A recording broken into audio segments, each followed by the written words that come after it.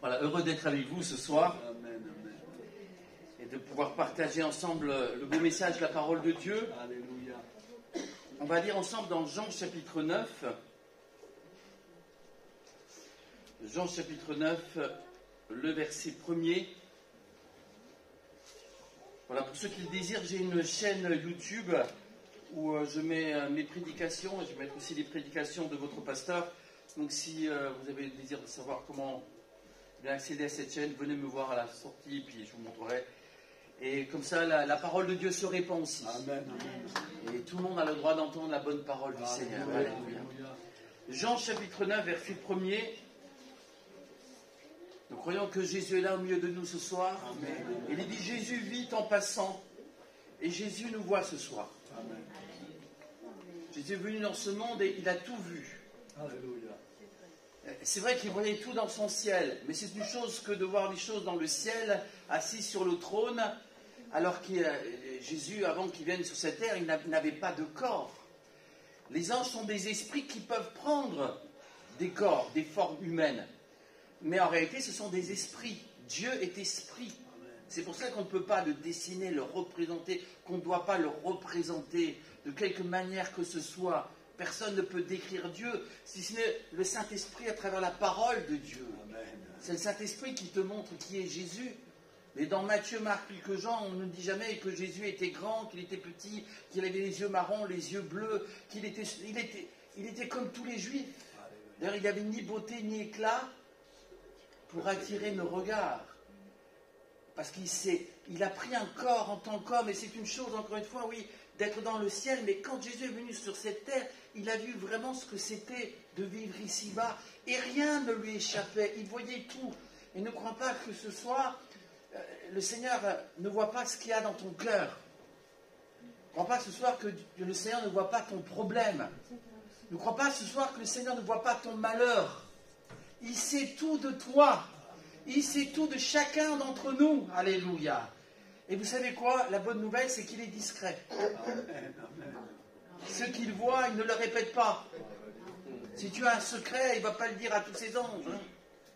N'est-ce pas? Il ne va pas le dire à droite et à gauche. Ce qu'il veut, c'est ton bonheur. Jésus voit, il passe. Est-ce qu'on croit que le Seigneur est là ce soir et qu'il passe? Il est venu dans ce monde, il passe. C'est à nous de le retenir. C'est à nous d'être avec lui. Jésus vit en passant un homme aveugle de naissance. C'était donc un homme dans le malheur. Il y a des gens qui attendent des années pour connaître le malheur. On a tous connu des deuils, des drames. Et puis il y a quand même des gens qui connaissent le malheur plus que d'autres. Je pense qu'en Ukraine, il se passe quand même des choses qui sont terribles en ce moment. Des gens qui meurent, qui voient leurs amis, leur famille mourir. Bon, la France s'émeut pour 2 ans. On peut comprendre qu'on se batte pour ses droits, pour la retraite et tout ça. Mais c'est quand même pas le même problème que de vivre en Ukraine sous les bombes. Il y a beaucoup là-bas qui n'arrivent pas à la retraite. Donc il y a des problèmes qu'on s'invente, il y a des vrais problèmes, des vraies difficultés.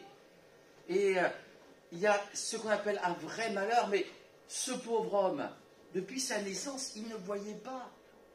Et à l'époque, il n'y avait pas toutes les aides, il n'y avait pas la sécurité sociale, il n'y avait pas les mutuelles. Ça veut dire que c'était vraiment un paria, un exclu, un rejeté, il dépendait des autres. Il était aveugle de naissance. Ses disciples lui firent cette question, Rabbi, qui a péché? Cet homme ou ses parents pour qu'il soit né aveugle? Jésus répondit, ce n'est pas que lui ou ses parents aient péché, mais c'est afin que les œuvres de Dieu soient manifestées en lui. Il faut que je fasse, tandis qu'il est jour, les œuvres de celui qui m'a envoyé. La nuit vient où personne ne peut travailler. Pendant que je suis dans le monde, je suis la lumière du monde. Après avoir dit cela, il cracha à terre et fit de la boue avec sa salive, puis il appliqua cette boue sur les yeux de l'aveugle et lui dit, va et lave-toi au réservoir de Siloé, nom qui signifie envoyé. Il y alla, se lava et s'en retourna, voyant clair. Amen. On va s'arrêter là pour l'instant, pour cette lecture. Donc cet homme était aveugle de naissance. Je pense que nous aussi, nous sommes aveugles de naissance spirituellement. on ne voit pas. Et on est un peu comme les personnes qui critiquent cette situation, parce que les gens vont dire, mais les disciples vont dire, mais Rabbi, qui a péché, cet homme ou ses parents, pour qu'il soit né aveugle? Et ça, c'est déjà une première catégorie de personnes qu'on a dans notre monde. Quand il y a un malheur, on se dit, tiens, s'il y a un malheur, c'est que quelqu'un a péché. Ou que ses parents ont péché. Et Jésus n'est pas d'accord avec cela. Parce qu'il va dire, ce n'est pas que lui ait péché d'abord. Je ne vois pas comment il aurait péché dans le ventre de sa mère. Qu'est-ce qu'il aurait volé dans le ventre de sa mère? Est-ce qu'il a menti dans le ventre de sa mère? Il ne pouvait pas faire du mal dans le ventre de sa mère. De temps en temps, il lui donnait un peu des coups. Mais bon, ça, c'était pas très méchant. Il est né aveugle. C'est pas de sa faute. Vous connaissez certainement des gens qui vous disent, ah ben moi je crois pas en Dieu. Hein. Il y a tellement de gens qui sont malades, il y a tellement de drames, il y a tellement de guerres, il y a ceci et cela. Donc je ne crois pas en Dieu. Et expliquez-moi pourquoi il y a le mal. Expliquez-moi ceci, expliquez-moi cela. Vous savez, c'est un peu ce qui s'est passé pour la Covid. J'ai souvent entendu les informations, vous comme moi. Et qu'est-ce qu'on voulait savoir? Est-ce que ça vient de Chine? Est-ce que c'est sorti d'un laboratoire? Est-ce que ça venait d'ailleurs? Qu'est-ce qui se passe? Pourquoi c'est arrivé? Mais maintenant, mettez-vous à la place d'une personne qui a la Covid et qui, finalement, il sait que le traitement qu'on va lui donner va le sauver. Il le sait.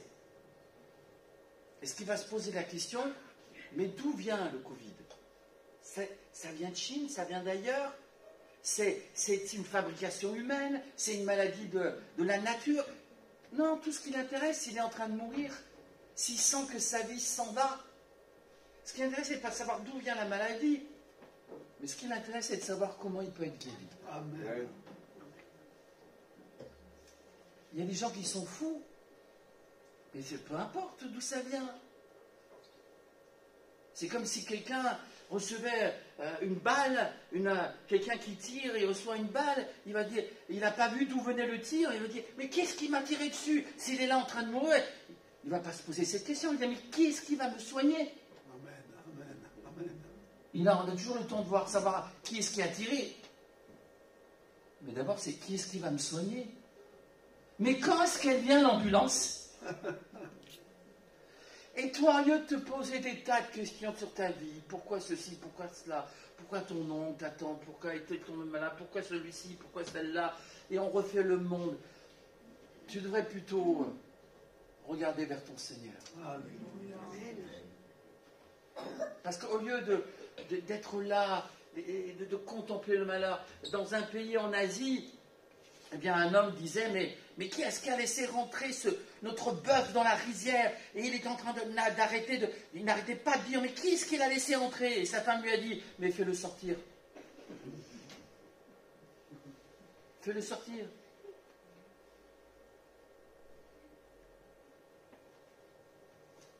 Est-ce que tu veux faire sortir le péché de ta vie? Amen, amen.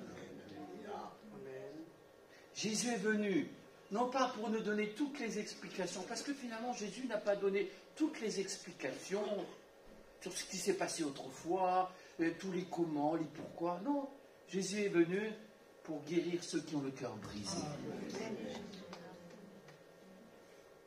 Alors, si tu as un cœur sincère ce soir, sache que Dieu a envoyé son Fils pour te guérir. Amen, amen. Si tu as un cœur ouvert ce soir, sache que Dieu a envoyé son Fils pour le remplir de son amour. Alléluia. Même nous, lorsqu'on est chrétien pendant des dizaines d'années, même quand vous prenez des gens qui ont été très proches de Dieu, ils n'avaient pas toutes les explications. Dans l'Ancien Testament, dans le Nouveau Testament, nous voyons des gens des hommes de Dieu, des femmes de Dieu qui disent, mais Seigneur, tu ne m'avais pas révélé cela. Mais Dieu ne révèle pas tout. Dieu est Dieu. Et il nous révèle certaines choses, mais d'autres qui sont cachées. Et nous n'aurons pas besoin de les savoir. Mais Jésus dit, laissez, il n'a pas péché. C'est pas que ses parents ont péché. Vous avez des gens qui font le mal et ils sont en bonne santé. Vous avez des gens qui font le bien et ils passent par l'épreuve et par la maladie. Non, maintenant je suis là, dira le Seigneur. Alléluia. Et les œuvres de Dieu, ces œuvres d'amour, ces œuvres de grâce, ces œuvres de bonheur pour toi, ces œuvres de paix, les œuvres de Dieu, mais toujours en Jésus-Christ, toujours au nom de Jésus-Christ, toujours à travers Jésus-Christ. Ces œuvres vont se manifester. Crois que ce soir, alléluia, tu vas recevoir un miracle. Amen. Un miracle pour toi. Et tu n'as pas besoin de t'inquiéter, Dieu est assez riche pour bénir aussi ton frère et ta soeur. Mais on s'occupe d'abord de soi-même. Tu as besoin d'un miracle pour toi. Jésus voit ce soir que tu as besoin d'un miracle. Il voit que tu es aveugle de naissance. Il voit que tu as besoin que lui travaille, que lui il agisse. Moi je pense que les parents de cet homme étaient des bons parents, mais ils ne pouvaient rien faire pour son aveuglement, sa cécité. Ils l'ont bien élevé, ils l'ont aimé. Mais ça, ils ne pouvaient pas le faire. On peut avoir des bons parents, on peut avoir des amis, on a un bon pasteur, on a des gens qui nous conseillent. Mais il y a des choses que seul Dieu peut faire. Amen. Alléluia. Et nous allons voir ce que Dieu fait à travers son Fils. Et moi, je bénis, Seigneur, parce que Jésus n'a jamais rejeté qui que ce soit en disant « débrouille-toi ». Ah ben non, toi, je ne peux pas t'aider. Au contraire, il dit « venez à moi, vous tous qui êtes fatigués, chargés. Viens, viens ». Il a touché le lépreux. Il a ressuscité Lazare. Alléluia. À Dieu soit la gloire. Tout est possible à celui qui croit. Tout est possible à toi si tu crois ce soir. Est-ce que tu veux m'accompagner dans le voyage de ce miracle? Amen. Amen. D'abord, le Seigneur a fait des miracles de toutes sortes de manières. En imposant les mains, en parlant. Il a fait des miracles lorsqu'il était sur place, même à distance. La femme cananéenne sera bénie, sa fille sera délivrée du démon à distance. Et le centenier va dire, dis seulement un mot, et mon serviteur sera guéri. Donc, peu importe comment Dieu fait, Alléluia. je ne veux pas nourrir ta superstition. Je ne veux pas nourrir ta superstition. On peut avoir toutes sortes de superstitions. Peu importe qu'on t'impose les mains. Peu importe qu'on te donne une gifle. Non, quand même pas. Non, pas ça. Peu importe qu'on se prosterne. Peu importe. Tu agis comme tu veux, selon ta piété. Mais tes yeux doivent être sur Jésus. Alors, il y a des gens qui s'attachent à une façon de faire. Il y a des gens qui croient que si c'est tel homme de Dieu, c'est ça la foi. La foi, c'est de croire en Jésus. La foi, c'est de croire dans la parole de Dieu. Tu n'as pas besoin de prendre un avion pour aller en Israël, d'aller dans une grande église. Tu as un grand Dieu. Un jour, tu ne pourras plus voyager. Un jour, tu ne pourras plus aller à droite et à gauche. Et Dieu ne serait plus le Dieu de ton quartier, le Dieu qui vit dans ton appartement avec toi. Mais si, Dieu est Dieu, alléluia. Alléluia. Donc peu importe comment il fait. Pourquoi je dis ça? Parce que là, Jésus va faire un miracle et il n'y a que là, de cette manière-là, qu'il va agir pour cet aveugle. Il n'a pas fait pareil pour Bartimée qui était aveugle aussi. Il a dit appelle-le, appelez-le. Et puis Bartimée a jeté son manteau d'aveugle et Jésus l'a guéri, mais il n'est pas dit qu'il va agir comme pour cet homme. Laisse le Seigneur faire comme il veut. Amen, amen, Seigneur, alléluia. Tout ce que Dieu fait est bien. Amen, gloire à Dieu. Tout ce que Dieu fait est bien fait. Sois béni, Seigneur. Mais n'enferme pas Dieu dans ta pensée, dans une boîte, Amen. dans ta façon de penser. Parce que là, c'est comme étonnant. D'abord, Jésus va cracher par terre. Alors, rassurez-vous, je ne fais pas pareil. Jésus va cracher par terre. Oh, Seigneur, ça ne se fait pas, ça. Le Seigneur fait ce qu'il veut. Amen, amen. Il va cracher par terre. La salive, c'est la parole. La parole des hommes, elle casse. mais la parole de Jésus guérit. Amen. Gloire à Dieu. La parole des hommes détruit, mais la parole de Jésus construit. Amen. Amen. Et donc la parole de Dieu est mélangée à cette terre. Il va faire de la boue, le Seigneur, avec cette salive. C'est un acte créateur. Alléluia. Alléluia. Oh, que j'aimerais ce soir qu'il y ait un acte créateur dans ta vie. Amen. Alléluia. Dieu a parlé. Tu as des milliers de versets, des dizaines de milliers de versets dans la parole de Dieu. Tu as des centaines et des centaines de promesses. Dieu a parlé. Et toi, tu es comme cette terre. Et la parole de Dieu doit se mélanger à nous. De sorte que la salive et la terre n'ont fait qu'un. C'est une sorte de boue. Cela me fait penser à ce texte dans Jérémie qui dira « Mais Dieu fait ce qu'il veut avec le vase d'argile. » Est-ce que tu veux être malléable dans les mains du Seigneur? Amen. Amen. Amen. Amen. Parce qu'il veut faire de toi un vase de bonté, de pardon, de guérison. Il veut faire de ton corps un vase où le Saint-Esprit va résider. Amen. Amen. Il veut que tu sois sauvé. Jésus a été crucifié sur la croix. Il a connu l'angoisse. Il a donné sa vie pour toi. Pour qu'il y ait une nouvelle création. Dieu avait créé et il a fait un homme de la poussière de la terre. Il a soufflé son esprit. Et puis il a créé une femme à partir de l'homme. Et la création était si belle. Et tout était si parfait. Et puis l'homme est venu gâcher par son péché. Et nous sommes là, si prompts à douter de Dieu, à gâcher tout ce que le Seigneur a fait. Le péché, c'est la mort.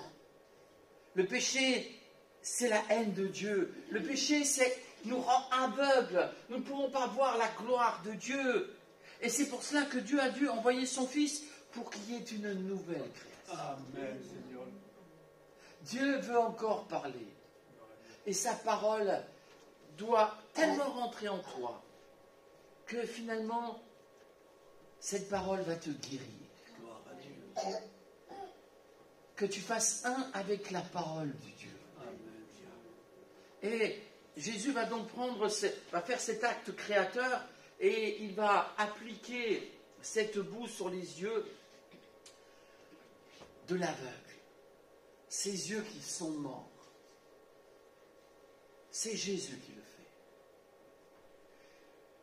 Si Jésus n'avait pas fait cela, eh bien, l'aveugle aurait pu aller 10 000 fois au réservoir de Siloé et il n'aurait pas été guéri. C'est parce que Jésus a mis cette boue sur les yeux de l'aveugle. Gloire à Dieu. Alors, il y a des gens qui sont assis, on a une première catégorie de personnes, ce sont les gens qui philosophent, qui veulent tout savoir, mais qui critiquent tout. Ils ne sont pas intéressés finalement à changer. Ils ne veulent pas changer. Et puis il y en a d'autres aussi, quand même, ils ont reçu quelque chose de Jésus. Un pasteur a prêché, a appliqué une prédication sur leurs yeux et sur leurs oreilles. Ils ont été bénis par un membre de leur famille. C'est pas que Jésus n'a rien fait pour eux. Nous connaissons beaucoup de gens, mes frères et sœurs, chers amis, nous connaissons beaucoup de gens qui ont été guéris par Jésus et qui n'ont pas voulu être sauvés par Jésus. Qui ont marché un temps avec Jésus, mais pas tout le temps avec Jésus. Quel drame! Oui, il y a ceux qui ne sont même pas intéressés. Ils ne veulent pas qu'il y ait un acte réparateur, un acte créateur. Ils ne veulent pas de la croix. Vous avez remarqué qu'il y a toujours eu beaucoup de monde autour de Jésus. Quand Jésus faisait des miracles, quand il multipliait les pains et les poissons, quand il y avait la pêche miraculeuse, quand Jésus guérissait, mais il y avait une foule immense qui venait des pays avoisinants. Mais au fur et à mesure que Jésus va vers la croix, écoutez-moi bien, frères et sœurs, au fur et à mesure que Jésus va vers la croix, il y a de moins en moins de gens. Et Jésus se retrouve seul sur la croix. Seul. Mais c'est là, sur la croix, qu'en donnant sa vie, il nous donne aussi la force de changer. Amen. En se donnant lui-même, en portant nos angoisses, en portant notre aveuglement, en portant notre misère, en portant ta misère. Le Seigneur a parlé et il veut t'appliquer une promesse là où tu as mal. Tu as remarqué qu'il a mis cette bouche là où il y avait les yeux. C'est là où cet aveugle il avait besoin de voir. Il n'a pas mis cette bouche sur l'oreille ou sur une jambe. La parole de Dieu ce soir, écoute-la bien parce que Jésus te parle là où tu as mal, Amen, Seigneur. là où tu es mort. Alors peut-être que tout le corps est mort, hein, parce qu'il est dit vous étiez mort dans vos péchés et dans vos offenses. Peut-être que tout l'être est mort. Eh bien demande au Seigneur d'être complètement rempli Gloire à Dieu. de lui. Parce que si quelqu'un est en Jésus,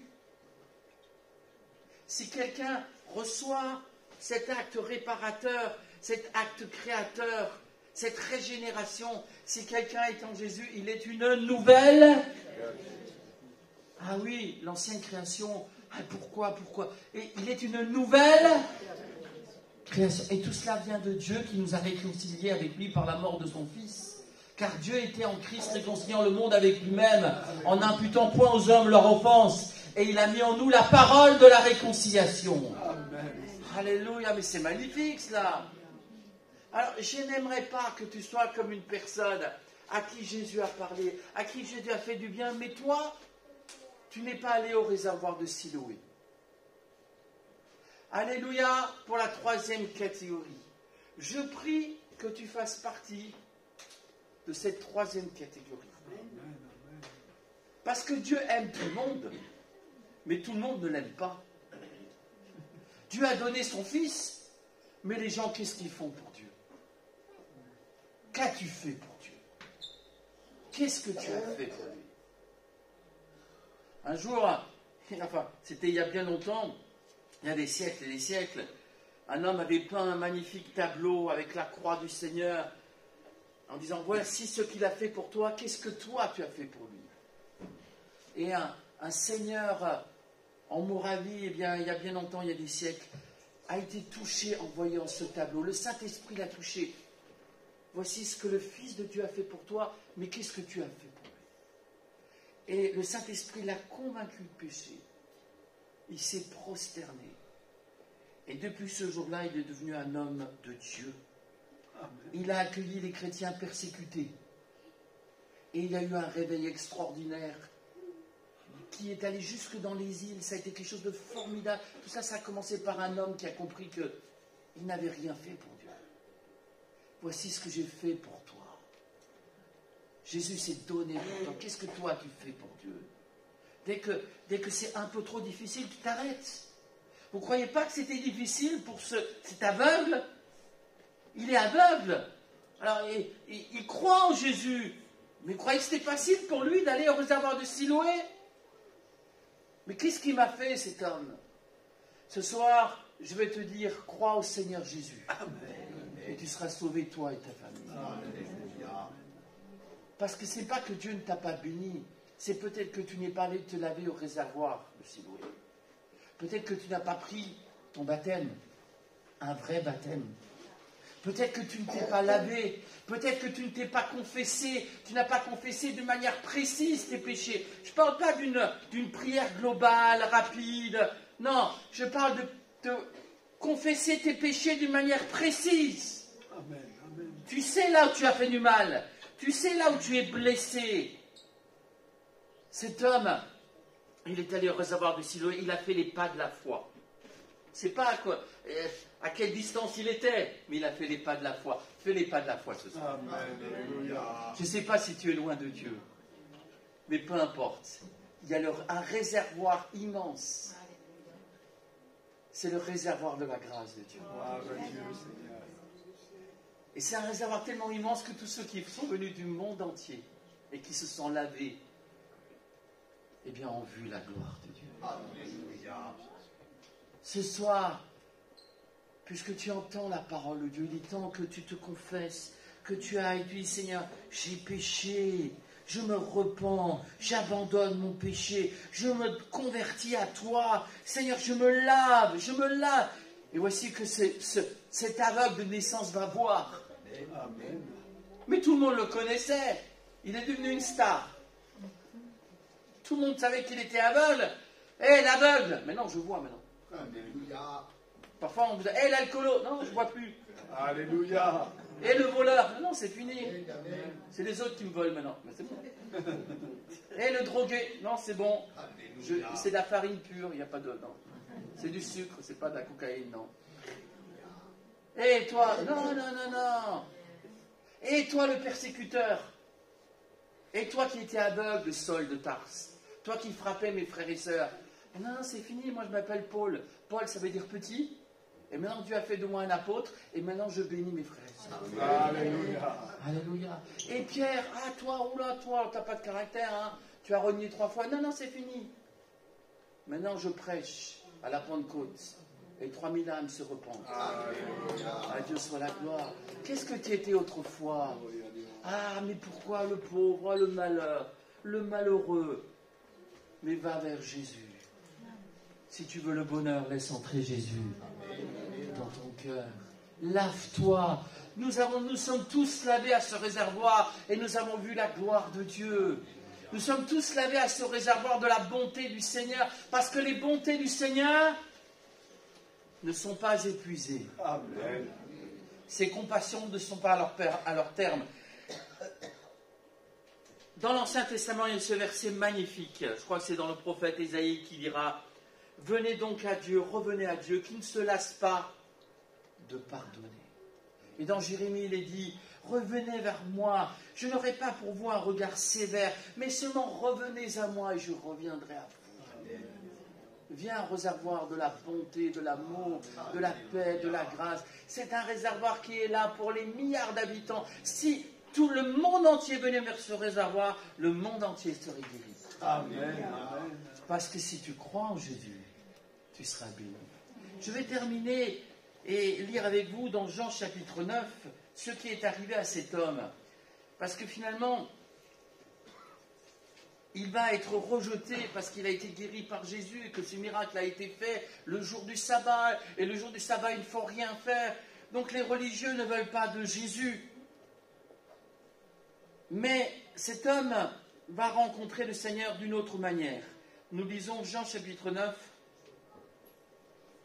et au verset 35. Verset 35. Jésus a appris qu'il l'avait chassé. Donc cet homme qui a été guéri, au lieu d'être intégré dans la société, il était malheureux, Jésus lui fait du bien, tout le monde devrait applaudir Jésus et dire en disant maintenant c'est bon, il va se réinsérer, il est heureux. Mais les gens ne se réjouissent pas. Quand Dieu fait quelque chose, les gens ne veulent pas le savoir. Quand Jésus guérit, les médias n'en parlent pas. Mais le ciel se réjouit. Amen. Quand un seul pécheur comme toi ce soir, quand une seule pécheresse comme toi ce soir se repent, il y a de la joie devant le trône. Alléluia. Ah, Dieu soit la gloire. Alors, Jésus a appris qu'il l'avait chassé. Et vous savez, quand on n'est pas de ce monde, quand on n'est plus de ce monde, on appartient à Jésus, on n'est plus comme les autres. Il l'avait chassé. Et cet homme va être rencontré par le Seigneur. Et le Seigneur va lui dire, crois-tu au Fils de Dieu? Alors il a eu une guérison physique. Maintenant il va y avoir quelque chose de plus important, le salut de son âme. Frères et sœurs, chers amis, est-ce que nous pouvons dire ce soir que Jésus est le Fils de Dieu? Est-ce que nous pouvons dire qu'il est l'alpha et l'oméga, le prince de la paix, conseiller, Dieu admirable, Père éternel? Est-ce que nous pouvons dire qu'il n'y a de salut en aucun autre que dans le nom de Jésus? Est-ce que nous pouvons dire que Jésus est le chemin, la vérité et la vie? Avant qu'Abraham fût, Jésus a toujours été. Alléluia. Nous pouvons le proclamer. Il est le Fils de Dieu. Amen. Les hommes politiques passent, les gouvernements passent, les milliardaires passent. Mais Jésus demeure. Il est le même hier, aujourd'hui, éternellement. À lui soit la gloire. Il répondit, qui est-il, Seigneur, afin que je croie en lui? Tu l'as vu, lui dit Jésus. Donc il y a une double révélation. Jésus a guéri ses yeux et Jésus va ouvrir son cœur. Amen. Tu l'as vu. Qu'est-ce que tu as vu? Nous voulons voir Jésus dans toute sa splendeur, communiquer la vie et engendrer la paix. Et il dit, je crois Seigneur, et il se prosterna devant lui. Puis Jésus lui dit, je suis venu dans ce monde pour un jugement, pour que ceux qui ne voient point voient, et que ceux qui voient deviennent aveugles. Quelques pharisiens qui étaient avec lui, ayant entendu ces paroles, lui dirent, nous aussi sommes-nous aveugles? Jésus lui répondit, si vous étiez aveugle, vous n'auriez pas de péché, mais maintenant vous dites, nous voyons. C'est pour cela que votre péché subsiste. Alors c'est terrible cette conclusion. Et j'aimerais te mettre devant l'éternité. Parce que même au début de ce chapitre, il est dit, la nuit vient où personne ne peut travailler. Il faut que je fasse, tandis qu'il est jour, les œuvres de celui qui m'a envoyé. Vous ne croyez pas que la nuit vient? La nuit, elle vient. Et où tu es pour Jésus, où tu es avec Jésus, où tu avances Jésus, avec Jésus, ou alors tu recules, ou alors tu rétrogrades, et alors tu es contre Jésus. Finalement, Jésus est venu pour ouvrir les yeux de certains, et d'autres vont devenir aveugles. Ce sont les pharisiens qui sont aveugles. Voudrais-tu avoir un cœur tellement dur, parce que tu ne t'es pas lavé au réservoir du Siloé, parce que tu as trop cherché des explications et que derrière tout ça, en fin de compte, si tu n'as pas voulu te repentir devant le Dieu qui t'aime, est-ce que tu veux devenir aveugle, toi qui as vu la gloire de Dieu, toi qui as vu des guérisons, toi qui as vu des miracles, toi qui as entendu des centaines de prédications, toi qui as chanté des cantiques, tu voudrais devenir aveugle? Eh bien moi je ne veux pas. Et je prie ce soir que tu comprennes que le diable te ment si tu crois que tu peux t'en sortir sans Jésus-Christ. Nous avons tous besoin de Jésus-Christ. Amen, amen. Voici cet ancien aveugle qui est guéri. Il voit Jésus physiquement, mais ce n'est pas le plus important. Il croit qu'il est le Fils de Dieu. Il se prosterne. La première fois, il a obéi à un homme qu'il n'a même pas vu.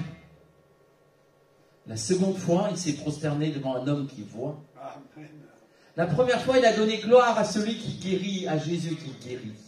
Merci Seigneur parce que tu as pris nos maladies et nos infirmités. Mais la seconde fois, il a reconnu le Fils de Dieu. Nous croyons dans le plein évangile. Jésus sauve, Jésus guérit, Jésus baptise du Saint-Esprit et Jésus revient. Alors j'aimerais qu'on se recueille tous ensemble, chers amis. Est-ce que ce soir, tu veux que tes yeux continuent à se fermer parce que tu vis dans des péchés, tu te laisses aller? J'aimerais que ce soir, tu ailles te laver au réservoir de Siloé. Va te laver au réservoir de Siloé. Demande pardon pour tes péchés. Et que tes yeux spirituels s'ouvrent de nouveau. Et tu vois les blessures de Jésus. Tu vois l'agneau immolé. Tu vois la gloire de Dieu.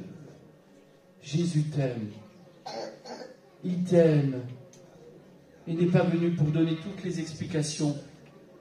Il est venu pour guérir nos maladies. Il est venu pour guérir nos cœurs blessés.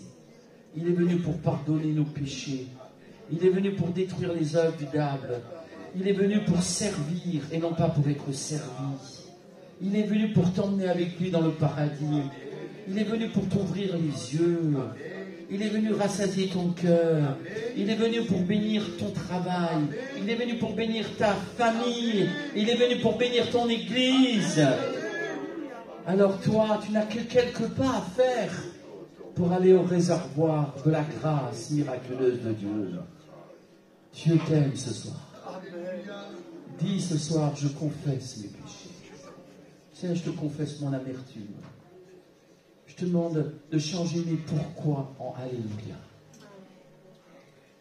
Seigneur, je te demande de changer mes questions en louange et en adoration. Seigneur, Que je sois plein de joie et que je chante les cantiques. Que je ne cesse pas de me laver dans ce réservoir éternel de ta grâce. Seigneur, ouvre de plus en plus mes yeux. Illumine les yeux de mon cœur pour que je voie ta gloire. Alléluia. On se recueille tous ensemble. Alléluia.